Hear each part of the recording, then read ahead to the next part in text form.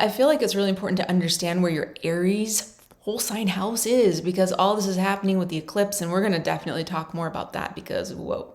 And before that eclipse of the sun in Aries, we also have a lunar eclipse, which is still a big deal. It's eclipsed, I know, whatever. But it's not as big of a thing as this total eclipse of the sun, which I think doesn't happen again in America for 126 years. Don't quote me on that, but something like that. It's something significant, which indicates a huge beginning or a huge ending. All right, let's do horoscopes. The way I'm doing these horoscopes is from rising sign. So if you don't know your rising sign, you can look for your sun sign, but I really don't think it's going to be as helpful for you. It's important to know your rising sign. Let's just put it that way, because the rising sign is you. It's your body. It's your expression. It's like your user system. It's whatever runs the computer of your life. It's the user interface that you have. And so anything that comes through from your rising sign, it kind of aligns everything with your life and how the practical things happen along those lines based on your rising sign, if that makes sense. Obviously, we're going to start with Aries Rising because it's happening with your first house. This is huge. Huge. If you're Aries Rising, also if you have Aries Sun or Aries Moon, this is going to be important to you too, because this is the emergence of your self-awareness. It's very personal.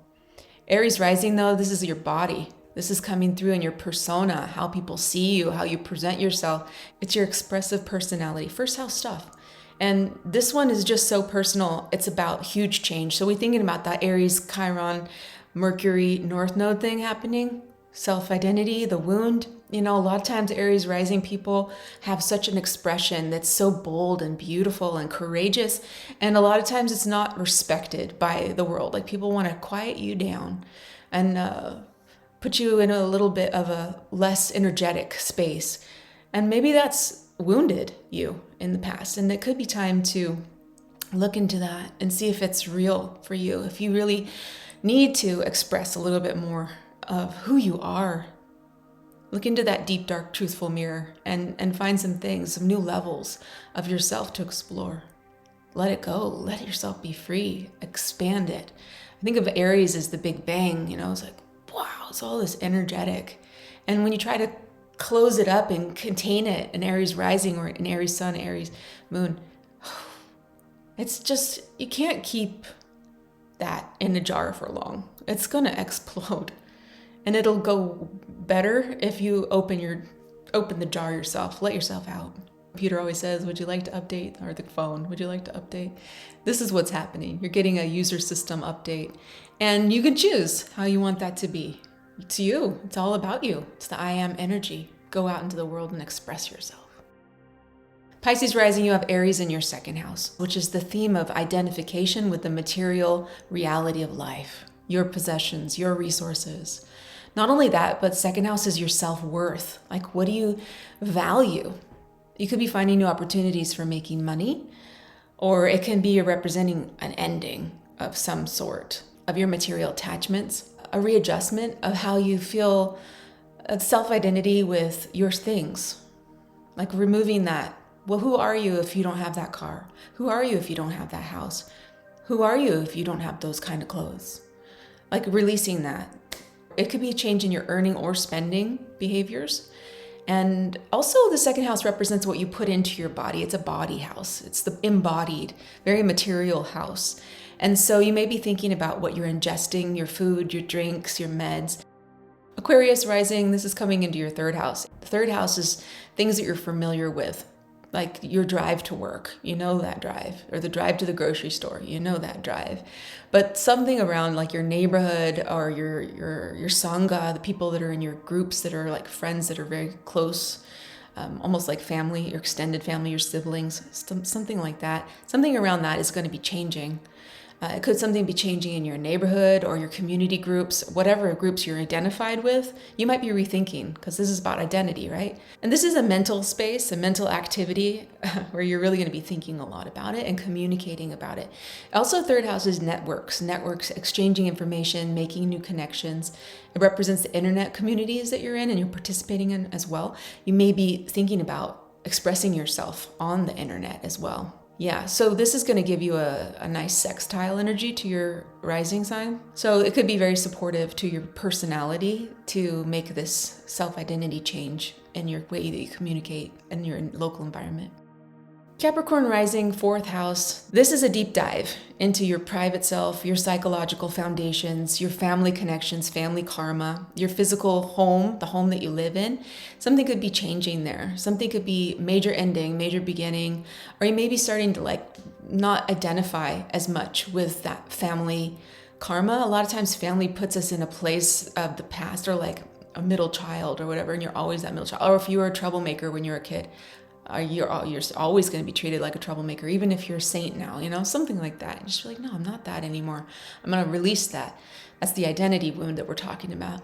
And you might be starting to make some new boundaries, protecting your psychology a little bit more. Not in any mean way or anything, just really standing up for your own self and understanding what's true for you. Yeah, so some boundaries about how you're being accepted or treated by the family and in your home. Some renewal, some big bang energy in your self-identity from a real deep core level, all the way down at the heart level, right? The fourth house holds everything up. It's the root of the chart. So the angular houses 1 and 7, relational, 10 and 4, which is the private and the public self. The private self is the fourth house. And when that's healthy, everything else can kind of thrive. So it could be very empowering.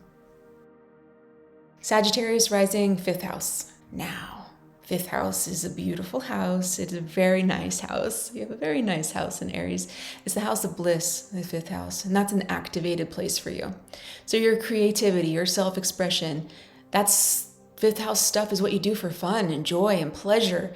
That could be getting an infusion of confidence, maybe ready to move forward with something that you've wanted to do in your life, and just experiencing the vibrancy, the fire of life, the active physical expression of your body, just feeling that heat and fire inside of you.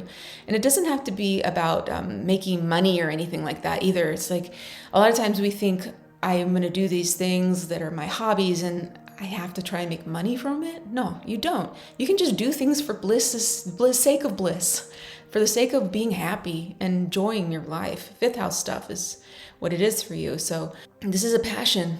Aries, fifth house is a passion pursuit. So we're talking about the identity wound. If you do have children, if you're a parent, you could be starting to see yourself as more than that, that you're more than just a parent. Because kids grow up and they move on, and you're not just mom or dad or whatever anymore. You're still going to be a mom and dad, but there's more to you.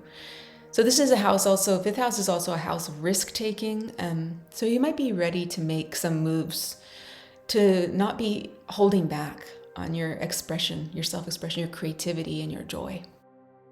Scorpio Rising, you have Aries in your whole sign, sixth house. Sixth house is health, routines, service to others. But this could be a whole new lease on your life of physical and psychological health, like ready for a new routine, a new exercise routine, a diet, some awareness of, and I need to stop doing these things that are unhealthy, or I need to adjust my routine, or I want to incorporate more of this or that in my life to make me feel psychologically more healthy. Exercise, going out and going for a walk. A lot of us don't get enough movement, and just moving your body for 15 minutes a day is not much to ask. Scorpio Rising, you can do it. Doing like maybe a health cleanse, or understanding that maybe you don't need some of these medications, or maybe seeing that the food you're eating is leading to that. None of this is medical advice, obviously, but it's something to actively pursue to improve your health in the sixth house. So your day-to-day work, like your actual physical work, or if you go to a job, that could be a big part of your identity, or the work you do in the home, taking care of other people. We're talking about identity, right, in this Aries situation, that you may want to start relying on that less. I'm not just a caretaker. I am also, somebody that needs to be cared for, something like that. You're more than your service to others, is what I'm trying to say here. The sixth house is a place of self-examination, self-improvement. So those themes might be coming up.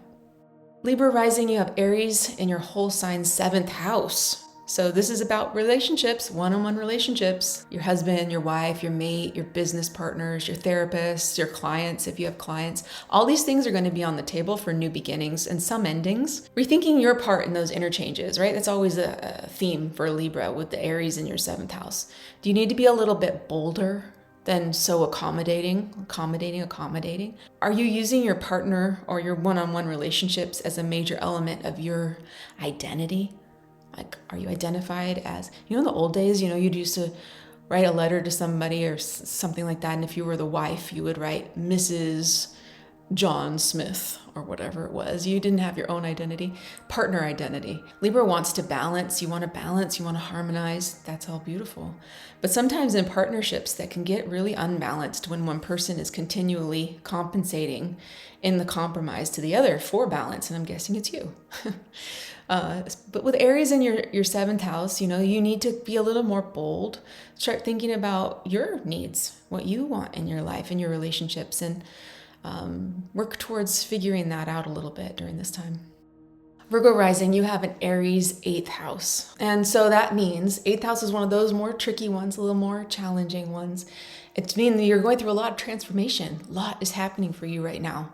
Interior movement and change, and likely it's on a really deep level because you're integrating more of your strength into your personal identity. Aries, that I am energy, but the 8th house is one of connection, it's one of integration, it's one of bonding, integrating with another, union. Okay, now the wound of the 8th house with the Chiron and all that in there, it's like super wound going on, is feeling not supported at a primal level. The 8th house goes back to the tribal concept of acceptance for survival. If you weren't accepted by your tribe, guess what? You're all alone and you're not gonna do as well. So this house is highlighting that energetic. That's where the fear comes from. It's like, oh shoot, what if I'm not supported? What if I'm not integrated? What if I'm not in union with someone else? But when it's an Aries house, it's just not the focus. The focus is, okay, being a little more strong here, being more independent in this way. So this house being highlighted is an opportunity for some major change to look at and understand the meaning, the true meaning of what it means to be supported and intimate with another person or other people, but also being powerful in your independence. If any of that is built into your identity wound of not being supported or loved or cared for in the very deep and primal way I'm talking about, this could be coming to the surface. It's a potential for big change during this time. It's all about union and depth interaction, shared experiences, resources, finances, taxes, death, all the good stuff in the 8th house.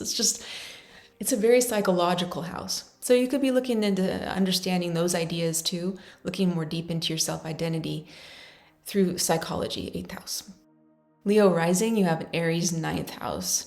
Okay, so you might be getting ready to really lift off in another level for your mind, your spirit, maybe travel. An infusion of energy in your 9th house is an awareness that you are being called for expansion. You are being called to identify with more than just your school or your religion or your country. You want to start interaction with bigger ideas, not feeling so limited to those smaller identifications.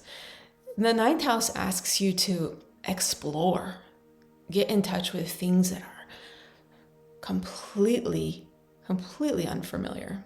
Big ideas, big ideas. The whole point for Leo Rising is to broaden your viewpoint, to expand your experience. This world is big and beautiful and bold, and there's so much to find out, so much to learn. What books do you want to read? Which things do you want to study? Do you want to follow something like astrology a little bit more closely? 9th house is astrology, esoteric stuff, occult things, spirituality, higher learning, higher education, the law. So expansion is the key here. And if you feel like you're being held back in any way, that could cause you some issues. The out, or the way that maybe the identity, the renewal of your self-identity, that Aries I amness, is going to be catapulted into something bigger, interaction with something that's new and fresh. Cancer Rising, you have Aries in your 10th house. So all that stuff's in a very visible house. Remember, we talked about the 4 houses that are angular are going to be 1 and 7, 4 and 10. You got it in an angular house. So it's a very visible house for you. This is pretty much your apex point of personhood, like what people see you as, your respectability, your reputation, basically. And a lot of it has to do with your career. That's more it's more, it's not so personal. Fourth house is your internal, your psychology. It's deep. This is very surface level. Like, what do people see when they look at your work? What's your reputation? What's your position in the world?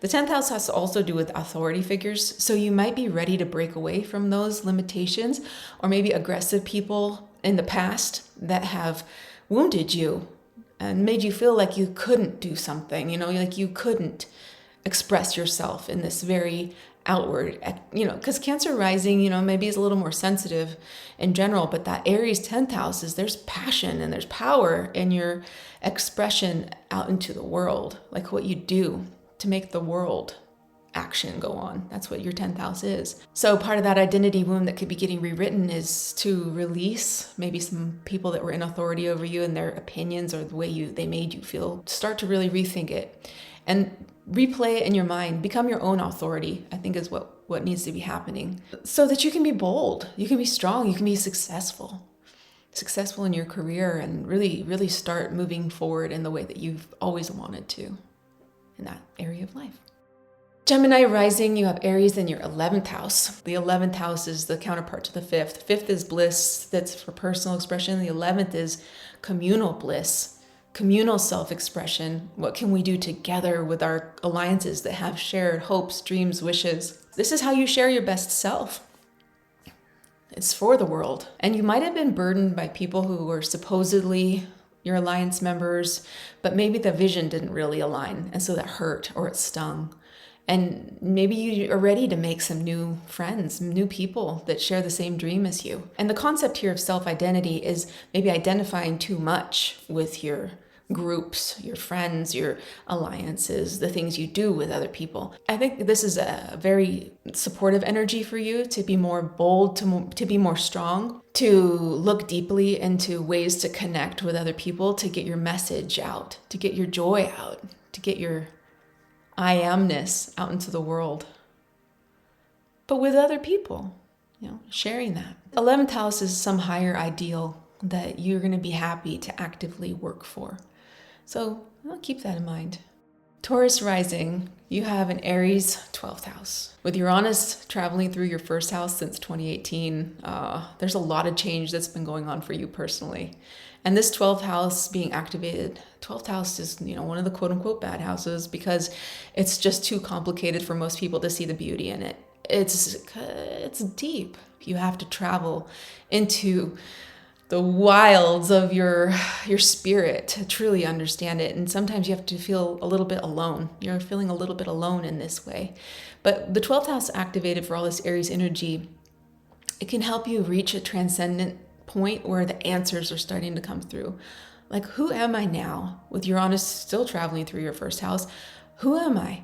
Who am I now? Who am I going to be? What is this?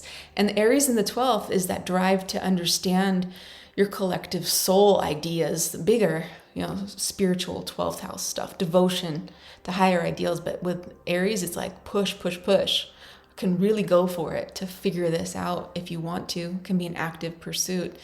But also you might just be ready to stop pursuing, and maybe not actively push so hard in that area. Just take a break and maybe find some quiet time, some alone time during this month to really process. I would probably say journaling if you like that, or talk to text or something like that. Or maybe talk to somebody, a friend, go for a walk and chat. The 12th house is a little bit on your own, so I'd probably say more likely it's something you're processing by yourself in a quiet space. But the answers are going to be okay. It's going to come through. You're going to have some quiet, some solitude, and finally maybe release some of those old behaviors that have been creating uncomfortable situations. Like, you might not know, how do you get into these situations? What are you doing to put yourself into these places where you're feeling uncomfortable? Or maybe you feel like you can't push or be bold or whatever. So this is going to be a new area where you're identifying possibly more with a bigger picture. Maybe you're starting to see the reality of what this new version of you is, and it could be getting fueled or whispered to from that 12th house of solitude and quietness and spirituality and transcendence. That's all of the 12 signs. It's really cool to know where to focus the energy, especially when we have this I am thing coming through. It's really personal. And if we know which house it is, it makes a big difference. I hope this was helpful to you, and I really do like you the way you are. I'll talk to you soon, okay?